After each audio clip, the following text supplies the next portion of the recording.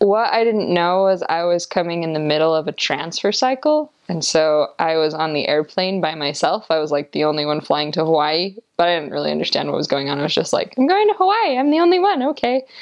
And so I sat next to like a family on the plane, and the lady was Catholic, and you know how you want to like, they tell you like talk to everyone and stuff, and you just want to have like this great missionary experience, but I'm kind of a reserved person.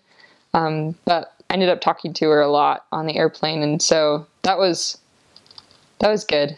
And I was expecting at the airport to be met by my mission president, because that's what like the letter in my packet had said. They sent us a letter from the mission saying, have an overnight bag ready. You're going to spend the night in the mission home, and the mission president's going to come meet you at the airport. But when I got there, there were just like 3 sister missionaries there. And so I thought, okay.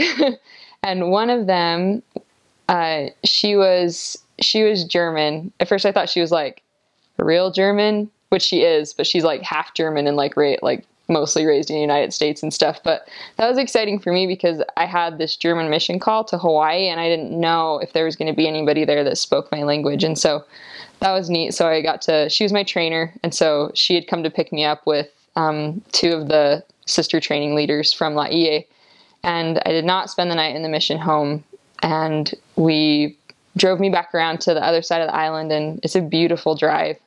I think it's one of my favorites just because, I mean, Hawaii's Hawaii. Like, people, they kind of tease you about like, you're going on a vacation, you're serving in paradise, but it really is, it really is gorgeous, just paradise. And when I got to the visitor center, cause that's where I was called to the visitor center. And so that's where you go first. And we arrived there, and they gave me, I'm trying to remember when this all happened. At some point I got a muumuu because we were in uniform. And so we spent like, whenever we were in the visitor center, we wore this nifty Hawaiian dress. And I think I just like got some time to unpack. And then, yeah, by that time it was kind of later in the evening. And so I don't remember what we did that night, but I remember that I had some laundry that I needed washed, and my trainer got up in the middle of the night and changed the laundry. So I woke up the next morning and I said like, oh, I need to move my stuff into the dryer. She's like, no, you don't. I already did it. And so that was really sweet of her. Just like, yeah, just doing that for me. She's a very service oriented person.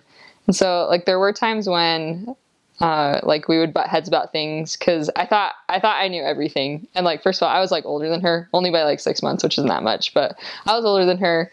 And I just, I don't know, I just thought I was always right. And so she was just extremely, extremely patient with me, which was so good. And she helped me with my German a lot. And, yeah, being a greenie, it was like kind of some long days, definitely long days, because we'd spend a couple hours a day in the visitor center. And then the other time we would go out and work in our area. And Laie, Hawaii is interesting because it's 92% member. And so it wasn't like we were like talking to non-members all the time. Like, there were a couple that would live just in the wards there. So it was a little bit tricky. And so we just spent a lot of time trying to find people to teach in our area, but also trying to teach people that we met in the visitor center. So kind of doing both. But yeah, I would say I was well trained thanks to Sister Cockstetter.